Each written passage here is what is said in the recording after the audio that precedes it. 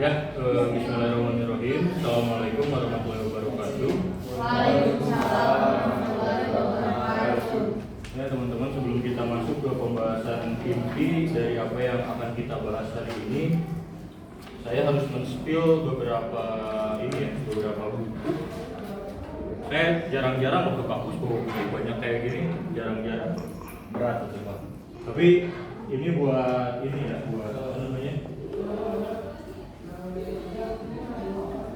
buat insight. Bentar, sebelumnya saya mau nanya, kalau kalian ada yang punya buku komunikasi? Ada Pak. Punya Pak. Ada Pak? Punya ada. Enggak ada. Ada teori komunikasi itu PDF tapi Pak dikasih sama bulan siapa? Ya, karena kan kalian sebagai calon-calon dari ahli komunikasi itu kan, itu akan jadi titel yang terus melekat ya sampai kita tua, sampai kita meninggal dunia bahkan. Iya. Kayak mana ada orang mana? Oh saya orang Ciroyong, nah itu melekat orang Ciroyong itu sampai Obat lama. Melekatnya baunya. Obat lama ada. Termasuk juga apa namanya? Nah ini salah satunya ya, ini kitab Babon ini ya, buku Effective Public Relations. Tapi saya nggak tahu sih zaman sekarang ini masih ada atau enggak. Ini saya tuh dulu beli tahun berapa ya ini ya. Nah ini nih kalau mau disusunkan. Ini yang punyanya atau penulisnya itu salah satu tokoh PR terkenal juga, Katolik, Center dan Broom. Mungkin pernah dengar di kajian teori komunikasi? Belum. Waduh, bahaya. Tapi intinya ini adalah buku yang sampai sekarang selalu terpakai ya.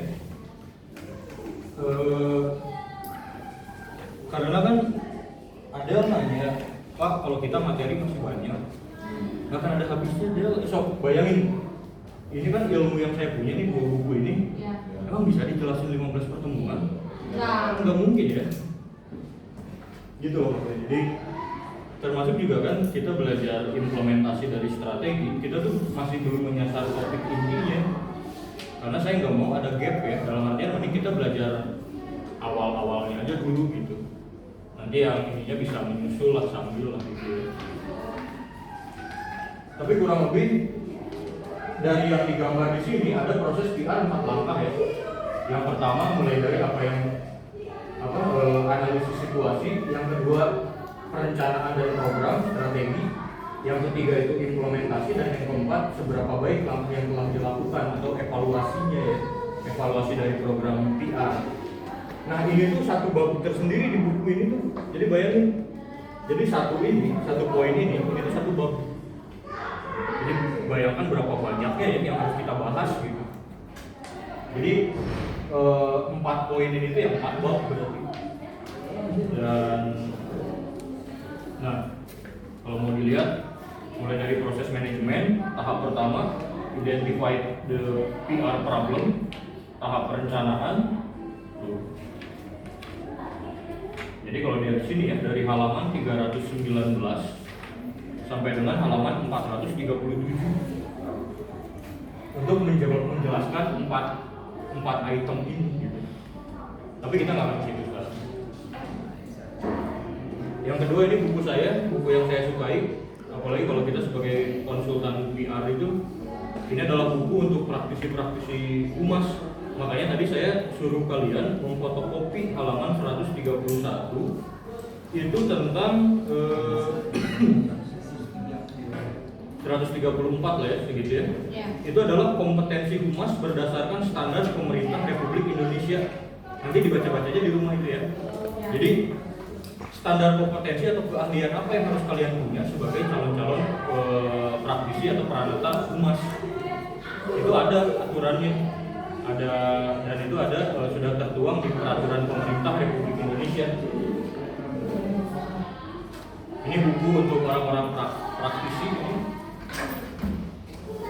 Dan yang satu lagi, ini adalah inspirasi Indonesia untuk maju bersama. Jadi setiap profesi itu pasti punya organisasinya, teman-teman. Contoh kalian suka main ML, kan ada Asosiasi Mobile Legends Indonesia Mobile Legends aya ASP. atau kalau orang-orang hukum itu ada dua yang terkenal ya, kalau orang-orang advokat. Yang pertama itu AAI asosiasinya ya, yang kedua itu Pradi. Kalau kita di Humas itu salah satunya Perhumas. Ini bukunya Perhumas dan ini saya senang. Ini tuh adalah buku disnatalisnya Perhumas Indonesia. Jadi menceritakan perjalanan Perhumas atau kehumasan di Indonesia selama 50 tahun. Dimulai dari zaman Humas itu namanya ini apa? Badan Penerangan dulu sebutnya teh. Makanya orang-orang itu masih banyak yang bingung, Ari Humas teh kerjaannya ngapain? Malah di buku ini disampaikan penerangan teh apa sih ga PLN gitu, ngurus lampu menerangi gitu. Ini dijelasin di buku ini zaman dulu ya. Ini sampai dengan Humas hari ini. Kalau kalian mau cari bukunya boleh lah ini. Ini buku Perhumas. Jadi kita tahu sejarah Humas dari zaman ya 50 tahun yang lalu sampai hari ini gitu. Tapi topik kita hari ini adalah kita membicarakan tentang perkembangan sejarah public relations ya. Ini tentunya saya mengkomparasikan karena kita sebagai manusia yang diberkahi kemampuan cognitive function, maka kita itu dibekali anugerah untuk memiliki kemampuan mengorganize, mensistematisasikan gitu ya. Mengorganize. Maka kalau buku ini kan berbicara Humas di Indonesia ya 50 tahun yang lalu. Tapi kajian kita hari ini kita akan berbicara perkembangan PR dari mulai awal kemunculannya di awal abad ke-19 ya. Jadi kita bakal berbicara dan ini kita runut ya dari abad ke-19 sampai era hari ini ya. Mari kita mulai dari abad ke awal tahun 1900-an.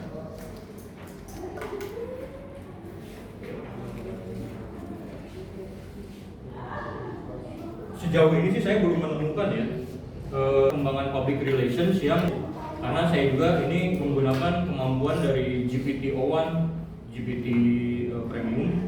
Jadi saya minta bantu untuk dikomparasikan gitu loh. Makanya sejauh ini saya rasa saya pun belum menemukan ya yang mengkomparasikan. Jadi mengukur bagaimana perkembangan PR dari tahun ke tahun itu gitu ya. Kita mulai 1900-an ya, atau kurang lebih itu di 1900 sampai dengan 1920. Ini kita akan membagi menjadi 4 kategori. Pertama, periode tahun, konteks sejarah yang sedang terjadi di tahun ini itu ada apa. Jadi kita sambil belajar PR, sambil belajar sejarah juga nih, seru ini. Kemudian perkembangan konsep dan praktik ya. Nah ini konsep dan praktik PR tentunya ya. Dan terakhir tokoh-tokoh yang berpengaruh. Nah ini nanti per tahunnya itu akan saya tuliskan tokoh-tokoh yang berpengaruhnya siapa aja. Tapi kalian harus searching sendiri nanti. Karena nggak akan cukup waktunya kalau dijelasin satu-satunya. Jadi konteks sejarahnya di tahun ini ya, tahun 1920 itu ini disebutnya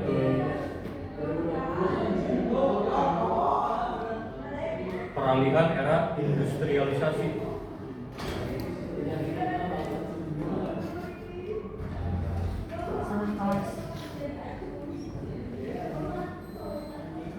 Menuju masyarakat modern.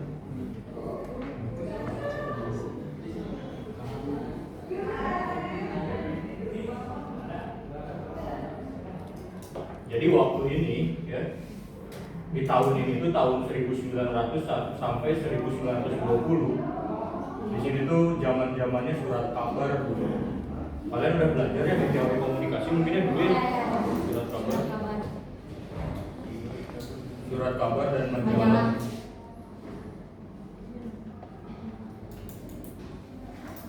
Maka di sini PR itu mulai dianggap sebagai praktik profesional.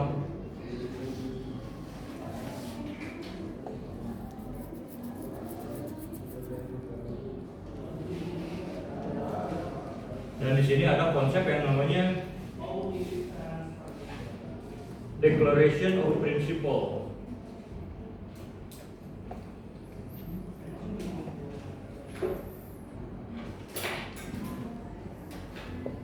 Yaitu apa? Ini mengacu pada konsep transparasi informasi. Apa sih transparasi Del? Transparansi tanpa ditutupi, pokoknya transparan semuanya. Nah, kalian kan IMA ada acara terus Yes. bikin apa teh evaluasi. Ya, transparan, terbuka. Harus transparan itu apa berarti? Ya terbuka gitu. Jadi jelas gitu. Kalian kan tadi urunan fotokopi kan? Berapa tadi? Kan beda kan gitu. Mau Ya. diceknya kok ada ya. Benar, hal nggak dicek. Kan transparan, pakai bon gitu kan nih buktinya nih segini. Bon itu tuh adalah bukti bahwa ya transparan. Betul. Ini tokoh yang harus kalian pelajari itu salah satunya adalah Ivili namanya ya.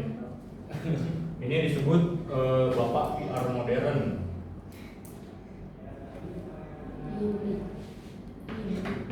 Tulisnya harus sama ya, IFYLEE, Ivili. Jadi ini memulai dengan tahap pertama seorang PR itu melakukan komunikasi dengan pendekatan yang transparan tadi. Berarti apa intinya? Jujur. Di kita juga kan banyak kan jangan berbohong, berarti kan harus jujur. Betul.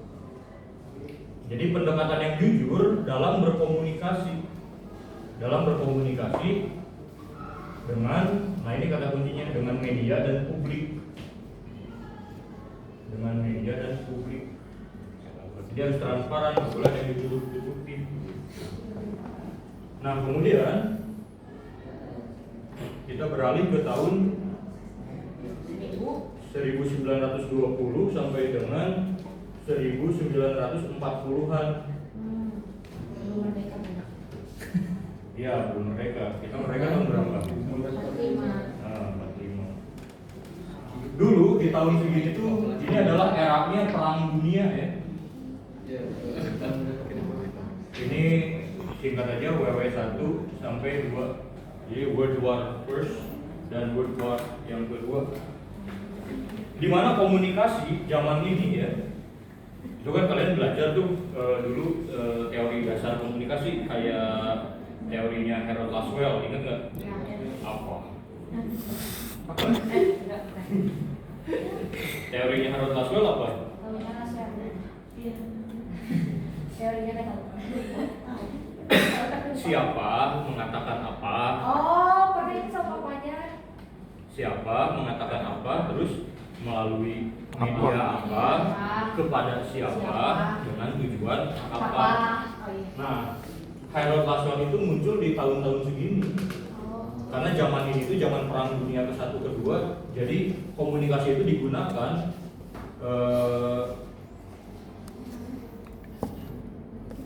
lebih tepatnya penggunaan propaganda ya. Penggunaan propaganda dan teknik persuasi. Tahu propaganda? Tahu. Aduh. Mempengaruhi. Ya intinya mah teknik persuasi mah tahu ya. Ya. Persuasi itu kan berusaha mempengaruhi gitu. Ya. Ada kan namanya kita berusaha mempengaruhi. Contoh siapa ya? Depan saya Merlin.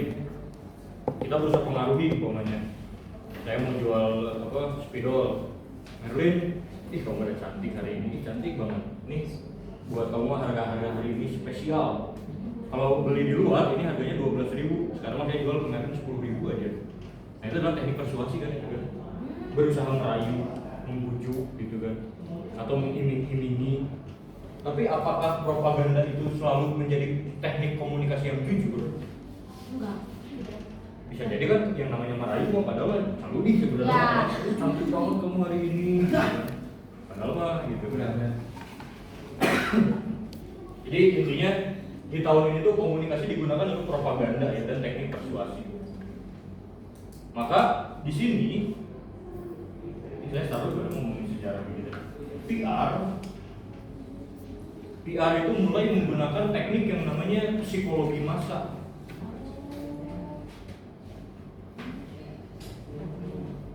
Makanya muncullah teori tadi, salah satunya Harold Taswell, siapa, bicara apa, melalui media apa, kepada siapa, tujuannya apa. Dan di tahun ini juga PR itu mulai masuk ya ke sektor pemerintah. Pemerintah, bisnis, dan institusi sosial.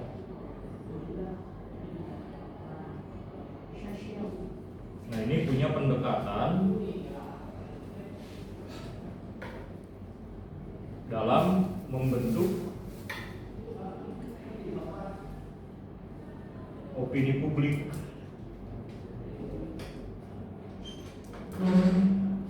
Ya, betul. Dimaafin. Salah kali. Nah, opini publik itu ada mata kuliahnya gitu. Alhamdulillah. Iya, itu satu mata kuliah opini publik itu. Makanya nggak mungkin kita jelasin dalam satu waktu gitu opini publik gitu. Oke, sekarang saya mau tanya, apa bedanya ya komunikasi PR di pemerintah sama bisnis itu aja dulu? Apa bedanya? Coba ijab. Dengan lempar nanti. Kernyata ya betul. Ya jadi teman-teman. Halo guys. Perbedaannya tuh dari konteks apa yang mau disampaikannya sih Pak. Kalau pemerintah mah jelas ya kayak hubungannya sama politik mungkin atau mungkin kayak kepentingan masyarakat publik gitu. Cuman kalau buat bisnis mah lebih ke kepentingan di perusahaan itu sendiri gitu. Atau mungkin kalau misalkan buat ke masyarakat mungkin lebih ke konsumen merekanya. Ada lagi kepentingan kalau kata Ijal, ada lagi dia mana? Apa bedanya komunikasinya PR pemerintah sama PR korporasi? Apa bedanya? Ada jawab. Kalau pemerintah mungkin ya Pak, kadang pemerintah suka ngasih kebijakan atau apapun itu, kepentingan apapun itu kayak mereka aja gitu yang mungkin di sananya tuh gak ada si lobby dan negosiasinya. Tapi kalau misalkan di bisnis tuh biasanya si PR itu ada lobby dan negosiasinya yang dimana ya gitu biar bisa terjadi secara langsung gitu sih mungkin perbedaannya. Kalau dari pemerintah mungkin kurangnya si lobby dan negosiasinya, kalau di bisnis tuh mungkin adanya lobby dan negosiasinya. Ada lagi yang mau coba jawab? Satila.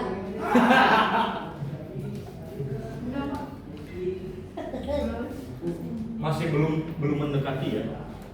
Sebenarnya udah saya jelasin sih di kemarin di CPNS Pranata Humas yang ketika pelatihan itu. Apa itu Bapak? Jadi kalau PR government, PR pemerintah, produk komunikasinya itu adalah kebijakan atau sosialisasi. Udah nonton Dimas? Ayo Dimas. Dimas itu jawab. Iya, karena pemerintah udah punya produk kan? Benar. Produknya pemerintah kayak kebijakan. Iya benar. Nah, sementara kalau PR korporasi itu pasti punya produk, punya barang atau jasa. Nah, itulah produk itu yang kita create brand awareness-nya ataupun ya citranya. Ya. Jadi itu bedanya. Nah, sekarang institusi sosial, contohnya apa? Jadi Mas. Jawab. Contohnya kampus, itu kan Kampus. institusi sosial. Kan? Jadi PR itu kalau dulu di sini ya, ini baru sebatas praktik profesional di media ya. Kalau di sini sudah merambah ya, PR itu di tahun 1920 sampai 1940 PR itu mulai masuk ke PR pemerintahan. Makanya kalau dulu di kita tuh belum ada istilah humas, dulu tuh istilahnya tuh badan penerangan. Makanya di buku ini dibercandain, ayo humasnya ngapain, sikap PLN gitu menerangi gitu. Sedikit. Benar lagi kehidupannya. Sampai di luar negeri juga ada videonya, orang yang lagi jalan kaki gitu pedestrian ditanya, do you know about the public relations? Ya, dan jawabannya banyak yang nggak paham. Apa sih PR itu, ngapain PR itu? What do you think about PR, Adel?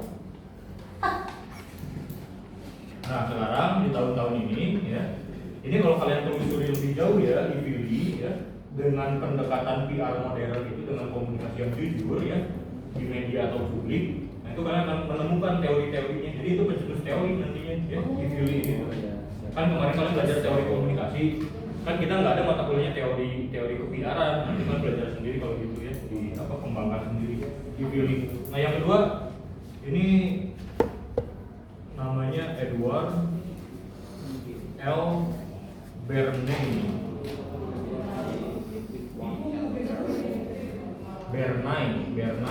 gitu, Bernadia.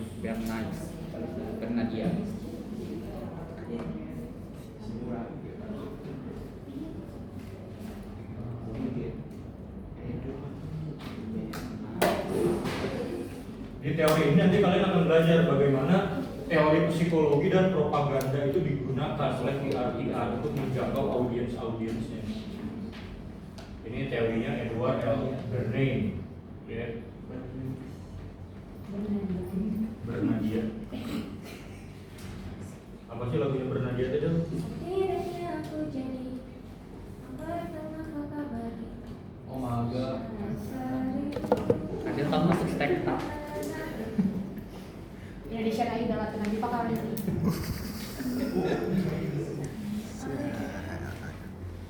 Jadi kalau ada tiga ini, tadi kamu tidak lolos audisi. Happy New Year. Sekarang kita lanjut. Ini tuh teori psikologi dan propaganda. Tahu propaganda?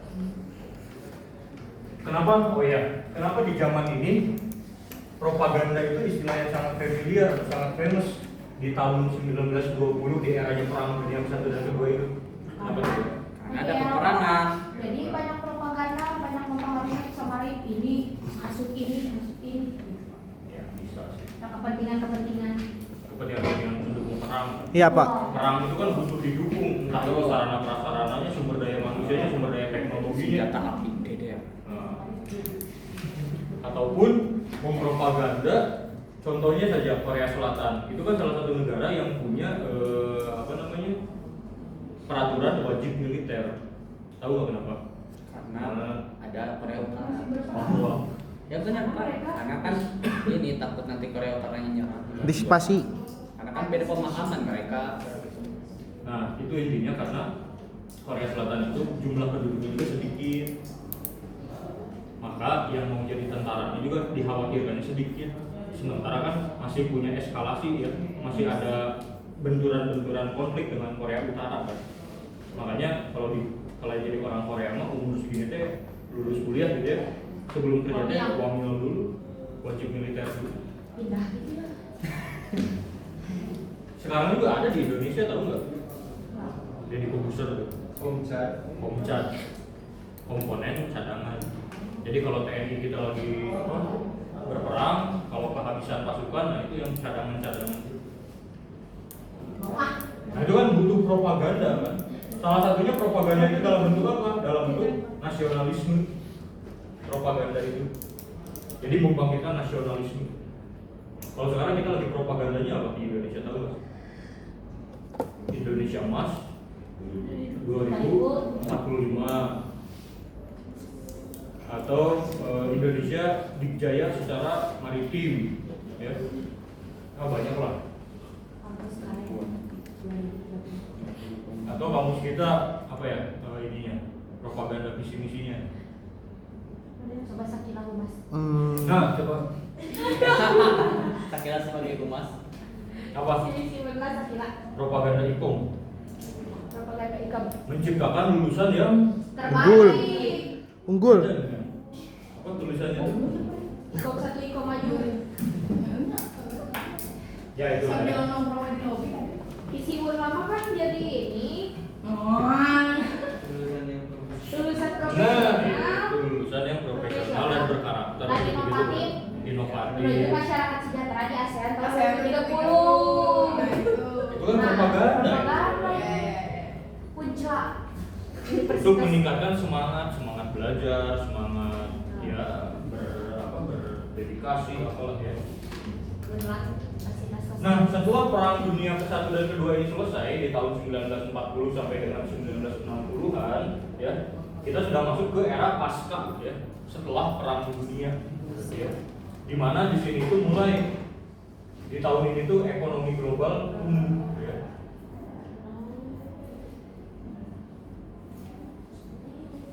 Di sini ada sejarah besar, tahu nggak? Di Jepang ada apa? Bom. Bom Hiroshima dan Nagasaki. Betul. Jadi setelah dibom Hiroshima Nagasaki, maka masyarakat Jepang mulai tumbuh lagi, memperbaiki kembali masyarakat, struktur ekonomi, sistem sosial dan sebagainya. Nah di tahun ini itu mulai muncul yang namanya televisi, ya, radio. Radio di zaman ini juga ada, tapi kan masih sifatnya yang apa? Yang walkie-talkie gitu kan, yang masih baik frekuensi. Oh, ini udah mulai masuk ke era TV dan radio elektronik modern, di mana TV dan radio ini mulai menjadi media utama.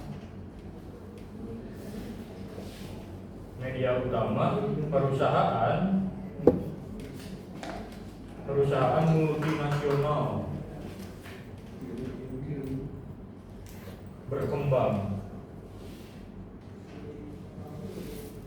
Karena pasca perang dunia ya kita mulai memperbaiki status-status ekonomi di setiap negara itu. Makanya kalian belajar teori-teori, salah satunya terkait televisi apa coba, masih ingat? Tentang pengaruh televisi, teori kultivasi. Ada lagi teori difusi inovasi. Itu kan mencatat ya perubahan yang terjadi ketika ada inovasi.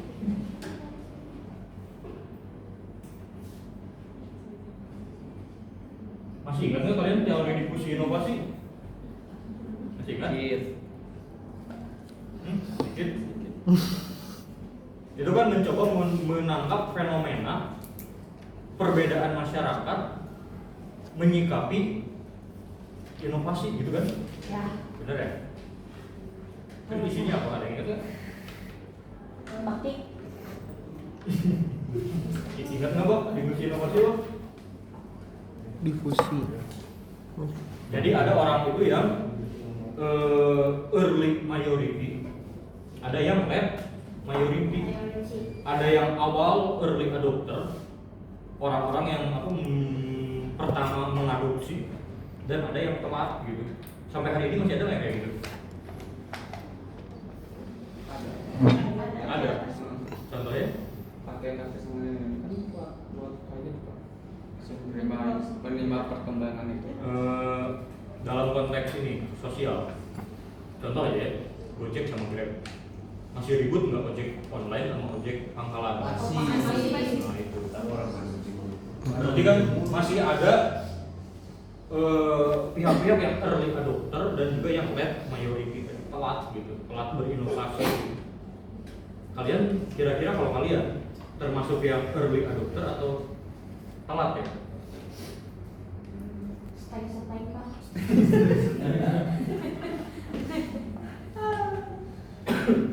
Ya di satu sisi mungkin kalian early adopter ya, di saat orang lain belum pakai Dana, belum pakai Oppo, belum pakai, kalian udah pakai Dana, udah pakai Oppo. Tapi untuk konteks yang lain mungkin kalian itu orang-orang yang telat mungkin, contohnya terkait perkembangan artificial intelligence umpamanya. Di saat orang lain udah sampai ke mana, mungkin kalian masih belum beradaptasi lebih lanjut dengan perkembangan hari ini ya. Itu contoh. Nah, makanya di sini keluar teori-teori karena TV dan radio itu mulai berkembang tahun ini tuh ya. Ya. Tapi masih hitam putih sebenarnya tahun segini, saya kurang tahu ya. Nah, Kalau kayak keluar siluman. TV tabung. TV tabung, cuma TV tabung. Radio man yang masih pakai kaset. Nah di sini kita lanjutkan. PR itu mulai berkembang ya. PR itu mulai diformalkan sebagai manajemen strategis perusahaan. Nah ini mulai manajemen strategis perusahaan. Makanya PR itu disebutnya manajer komunikasi. Idealnya seorang PR, seorang humas itu ya, itu pasti top positioning. Jadi kalian harus bisa membedakan antara top manajemen, kemudian posisi manager atau middle ya, sampai dengan teknik.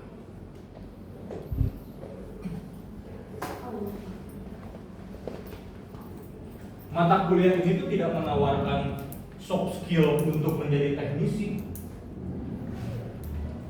Keterampilan teknis itu lebih contohnya salah satunya mungkin special event. Nah, itu kan keterampilan teknik itu. Kalau kalian ada di level top manajemen, keterampilannya ya ini yang akan kita bicarakan ke depan, karena PR itu adalah manajemen strategis perusahaan. Jadi posisinya itu pasti ada di minimal manager, tingkatnya minimal middle manager gitu. Kemudian kalau tadi sih di anak-anak media itu contoh belajar foto, video, editing, konten, itu mah teknikal itu mah. Oke lanjut ya. Jadi PR itu mulai masuk ke manajemen strategis perusahaan.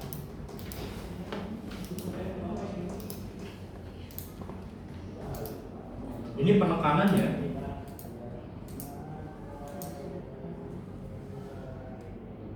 adalah media relation. Nah, di sini kita udah mulai masuk ke kajian media relation.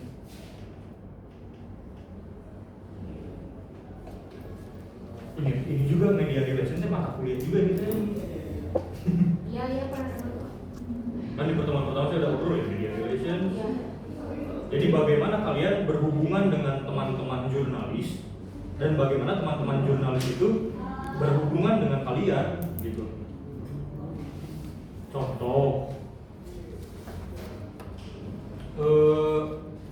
karena humas dan jurnalistik atau media itu kan satu profesi yang saling berkesinambungan sebetulnya. Humas dan jurnalistik itu. Contoh profesi-profesi yang berkesinambungan, tahu nggak? Kuli bangunan, tukang, sama laden.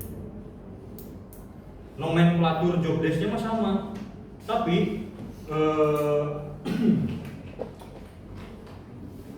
nomenklatur yang dihasilkannya pasti berbeda antara nah ini memahami kompetensi bidang.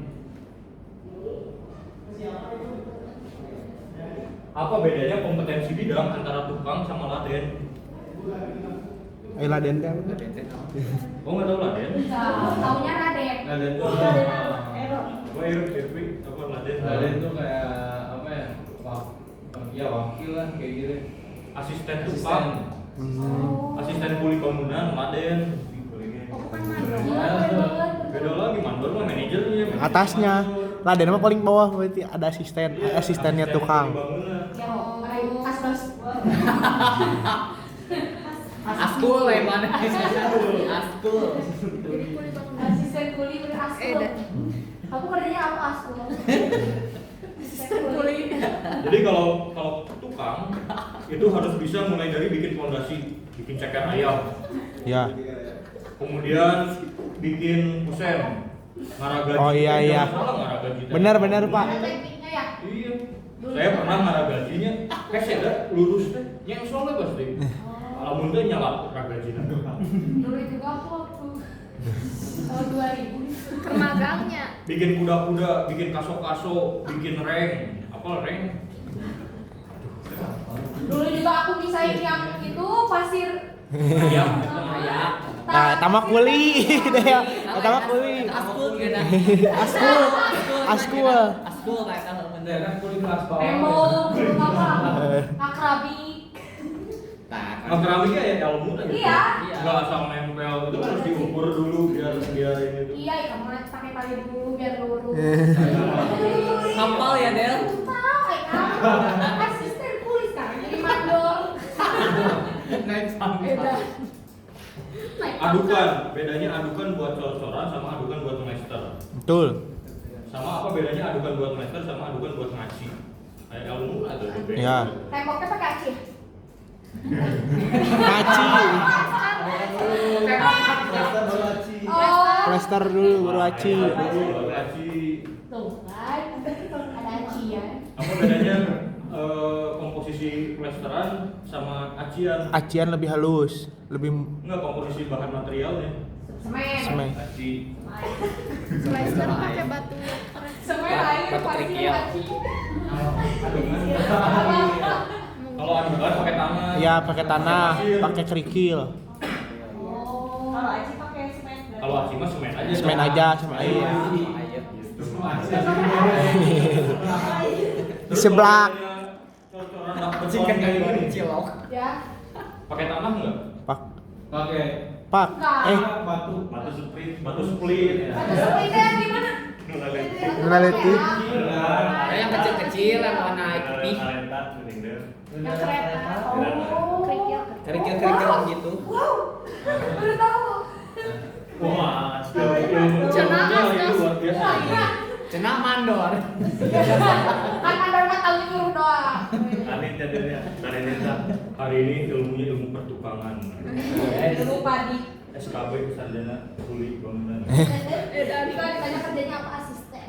Dosen, asisten kulit. Gak apa keren. Nah kalau reng ini mah wawasan reng itu deh apa jaring-jaring. Jaring pak, reng mah pak. Buat apa naruh genteng? Iya. Ada reng. Iya buat di lantai di Nah, buat itu. Iya, enggak salah. buat di atap. Udah lanjutan dong Pak kuli bangunan. Ayah apa? Kembali ke laptop. Di media relation dong Pak. Apa? Laden itu kan. Ya media relation ya. Lanjut. Lanjut. Tapi Pak bedanya. Nah terus.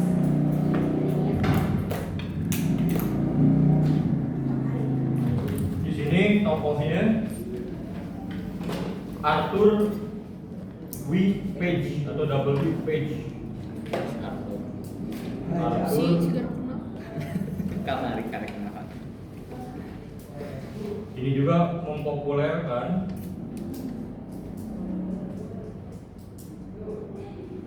integritas. Nah, humas-humas itu harus punya integritas, kejujuran dan transparansi.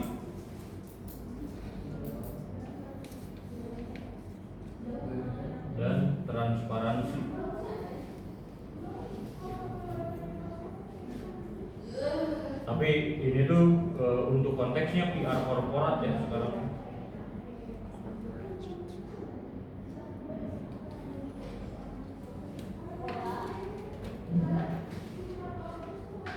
Nah, di sini dilanjutkan selain media relation, di sini juga ada hubungan internal.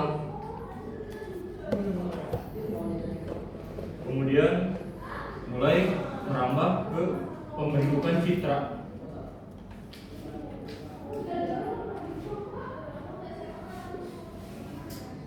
Nanti di semester 6 kalian tuh ada mata kuliahnya khusus nanti hubungan internal sama hubungan eksternal. Contoh kita universitas, kita kan korporasi kan, ini kan perusahaan kan. Ada hubungan internal, berarti sama siapa aja kalau hubungan internal? Dosen, TU, apa? Rektor, dekan, satpam, OB, terus apa lagi? Ya jelas kalian mahasiswa, kalian juga kan masuk dari bagian publik internal. Ini sebelum saya lupa nih, ini bahaya sekali orang-orang PR kalau ditanya PR apa artinya? Public relations. Public relations bahasa Indonesianya Hubungan. relasi apa hubungan? Hubungan. Hubungan. Nah, berarti kalau di bahasa Indonesia kan PR itu harusnya Hubungan publik. hubungan dengan publik. Tapi kenapa kok sekarang namanya jadi humas, hubungan masyarakat? Kalau masyarakat apa bahasa Inggrisnya? Aduh. Not people, society. Nah. Society. Harusnya kan society relations ya. Namun pertanyaannya kenapa kok jadi publik? Nah sekarang pertanyaan bagi orang-orang ilkom itu biasanya sekarang apa bedanya antara publik dan masyarakat? bedanya publik, apa bedanya masyarakat. Nah jangan sampai anak-anak PR atau humas itu nggak tahu bedanya publik sama masyarakat. Nah, kayaknya kita nggak tahu Pak, kasih tahu. Jadi kalau masyarakat itu adalah sekumpulan atau sekelompok orang yang mendiami wilayah tertentu, itu disebut masyarakat. Sekumpulan orang-orang yang mendiami wilayah Antapani, maka masyarakat Antapani. Sekelompok orang yang mendiami Subang, berarti masyarakat Subang. Kalau publik apa? Lebih luas. Lebih luas apa lebih kecil? Bu? Lebih kecil. Luas. Luas. Kembali, publik itu Lebih kecil. justru lebih kecil.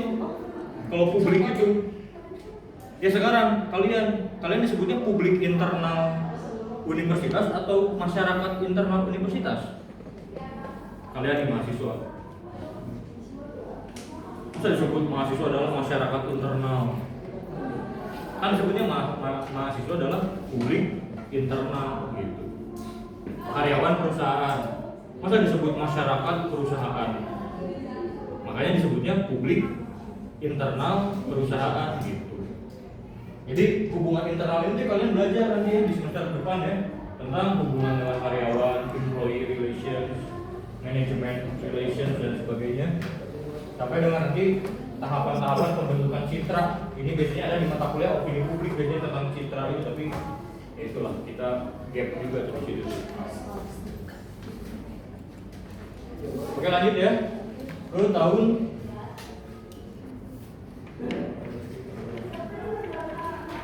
selanjutnya yaitu tahun 1960 sampai dengan 1980. Di sini konteks sejarahnya waktu itu terjadi yang namanya era Perang Dingin. Tahu nggak Perang Dingin itu siapa nama siapa? Sekarang Pak Dulu tahun 1980 era Perang Dingin. Rusia sama Amerika. Ya, blok Barat dan blok Uni Soviet. Uni Soviet dulu kok, Rusia itu Uni Soviet dulu. Ini eranya Perang Dingin. Di sini tuh mulai muncul pergerakan hak-hak sipil.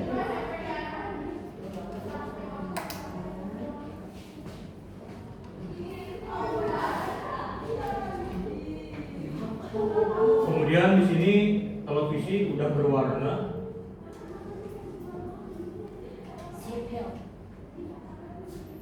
Dan mulai muncul pertama kalinya TV kabel di sini mulai ada.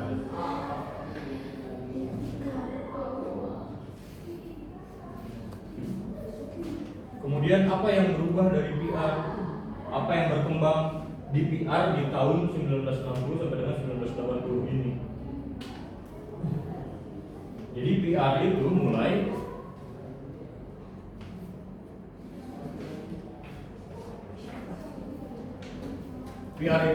fokus ya, berfokus pada segmentasi audiens. Nah ini. No. Segmentasi audiens. Kemudian penelitian dan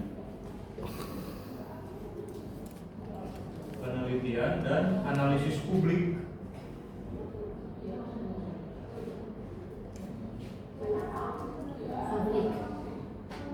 Kemudian dikembangkan lagi peran PR ini. Peran PR berkembang untuk isu sosial dan politik.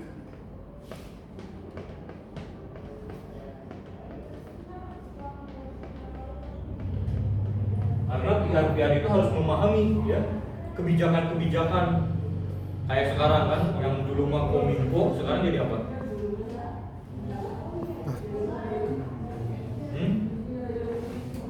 Komdigi sekarang mah. Kalau dulu mah kan Kementerian Komunikasi dan Informasi, sekarang mah Kementerian Komunikasi Informasi dan Digital. Maka PR itu harus selalu memahami isu sosial dan juga isu politik yang sedang berkembang, sedang terjadi. Ini di tahun segini itu udah mulai PR itu. Ini kan kita belum menyentuh kan analisis publik seperti apa, terkait isu sosial dan politik di bagaimana, karena biar bagaimanapun proses komunikasi itu harus selalu disesuaikan dengan konteks sosial dan budaya, ya kan?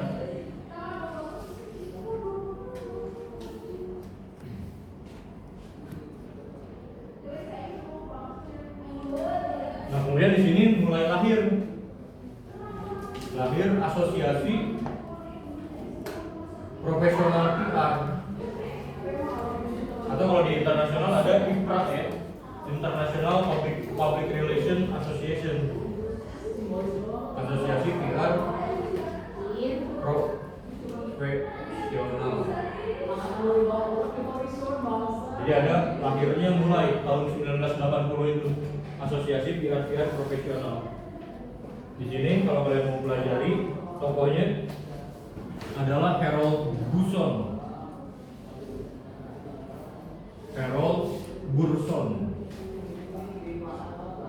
Nanti Bakti boleh di zoom aja ininya ya, apa sih tulisannya di? Iya Pak, di zoom kok deh, di zoom deh. Di sini Harold Burson mulai kita mengkaji tentang PR global.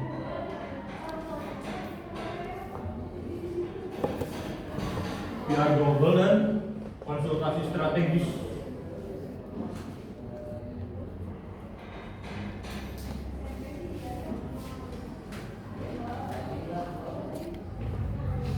Dan mulai perkembangan gender di sini juga mulai tumbuh.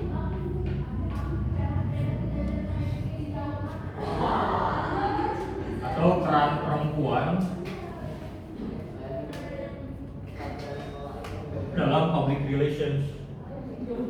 Mulai perempuan itu hadir menjadi seorang PR.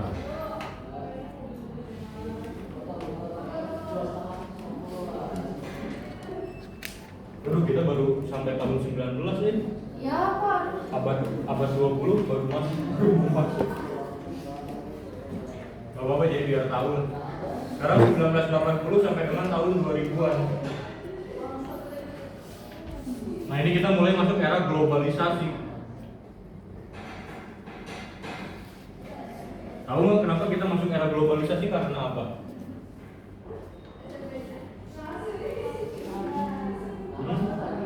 Perkembangan zaman. Apa yang berkembang dari zaman itu sehingga adanya globalisasi? Teknologi apa? Teknologi Kesehatan. Nah, Pak, pesan Pak, jadi Oh, pesan. pesan itu sekarang informasinya semakin cepat gitu. Karena apa? digital, internet. Karena ada perkembangan zaman atau dilahirkan oleh internet ya.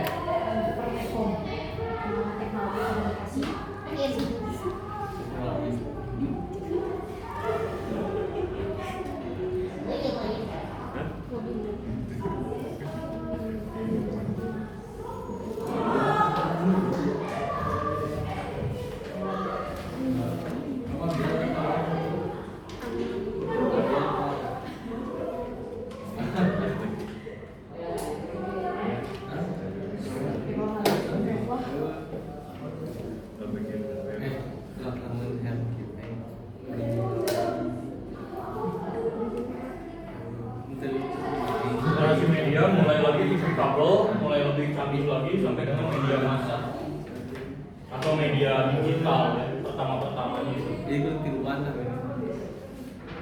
Mainan itu dikit pulang.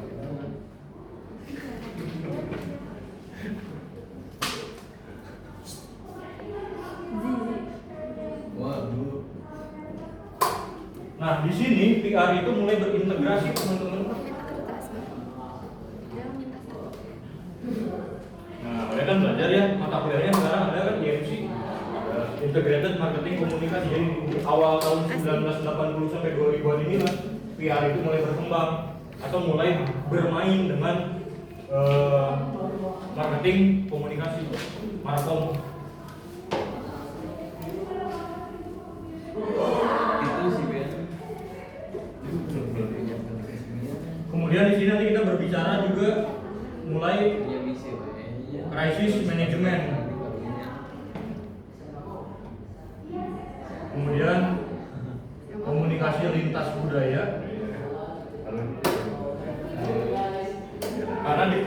oleh globalisasi tadi, ya. Krisis manajemen komunikasi lintas budaya, karena dengan era globalisasi kita itu nggak usah ke Perancis buat lihat menara Eiffel itu kayak gimana. Tinggal lihat aja di internet kan, oke, ini menara Eiffel kayak gitu.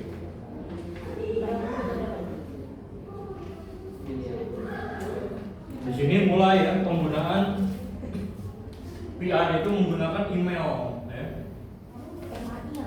Email, www atau apa, World Wide Web, ya, situs website, ya. Dan situs media digital.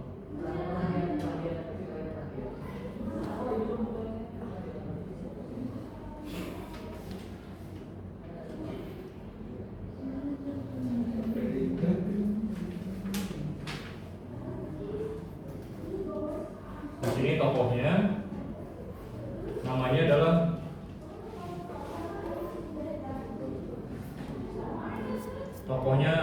Dan Edelman.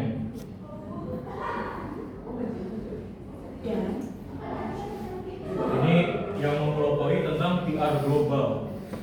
Jadi ada kajiannya khusus juga, kajian PR global itu. PR global yang inovatif.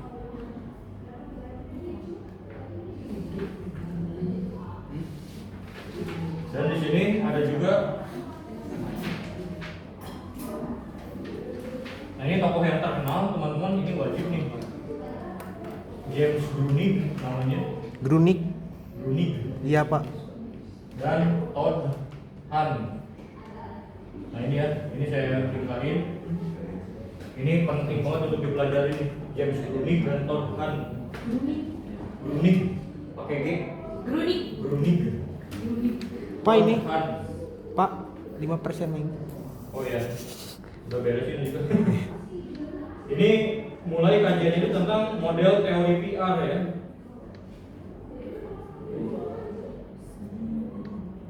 Model teori PR yaitu model arah apa, dua arah. Lihat aja tuh.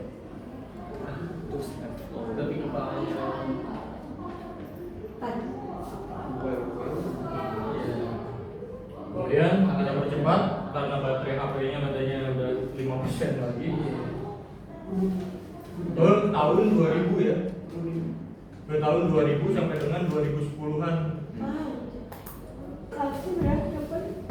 Di sini kita mulai masuk ke kemajuan internet hari ini. Kemajuan internet. Kemudian ada media sosial hari ini ya.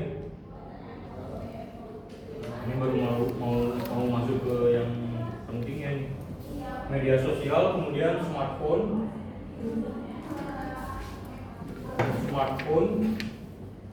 kemudian ya berbagai platform komunikasi digital yang lebih interaktif. Nah, si PR itu mulai berubah, di mana PR itu mulai berfokus ke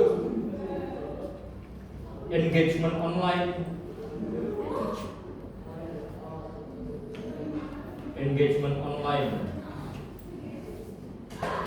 Kemudian ada yang namanya manajemen reputasi digital. Nah ini aduh penting banget ini.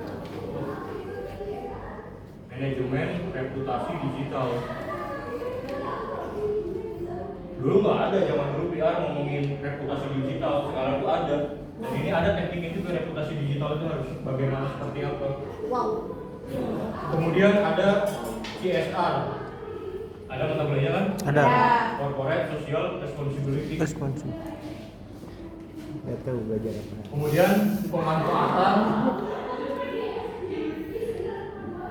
pemanfaatan konten multimedia.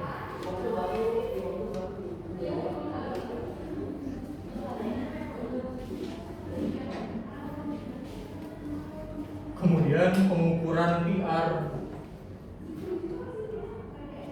PR yang semakin rumit karena banyak toolsnya, banyak aplikasinya buat mengukur komunikasi itu, dampak komunikasi itu. Ini ada tokohnya, sampai habis ya kalau tulis. Ini tokohnya adalah Richard Edelman ya. Di sini nama tokohnya Brian Solis dan Richard Edelman. Richard Edelman. Ini adalah pakar digital PR. Pakar digital PR. Brian siapa? Brian Solis tulisannya. Solis and Richard Edelman. Pakar Brian digital. Solis dan Richard Edelman. Aduh, harusnya kita masuk ke era tahun sekarang ya, 2010 sampai sekarang 2025. Nanti Pak. Masih ada Pak, berapa persen Pak? 3%. Era sekarang itu disebutnya era real time ya. Era nggak apa-apa nanti rekam di YouTube, selalu lupa nih lanjut di YouTube aja. Era real time communication. Ada artificial intelligence, big data. Sekarang ada influencer marketing dan ada the crisis communication. Nanti kalian belajar di semester depan crisis communication. Kemudian PR itu menekankan keterlibatan komunitas secara daring ya. Kemudian mulai storytelling, komunikasi yang lintas platform, manajemen isu secara real time, integrasi analitik data, sinergi antara PR, marketing dan juga branding. Tokohnya tahun 2010 sampai sekarang gini ya, Rich. Nah ini silakan pelajari gini the Rich. Gini the Rich. Dia tuh pendiri Spinsak ya, jadi mempromosikan integrasi PR di era digital antara praktisi dan konsultan AI dan PR yang makin banyak bermunculan hari ini. Ini tokoh-tokohnya gini the Rich. Jadi bagaimana memunculkan tokoh-tokoh yang banyak membicarakan tentang narasi digital ya, tentang itu para chief communication officer di banyak perusahaan teknologi. Oke, karena baterainya udah mau habis, tutup aja Bang. Kasihan.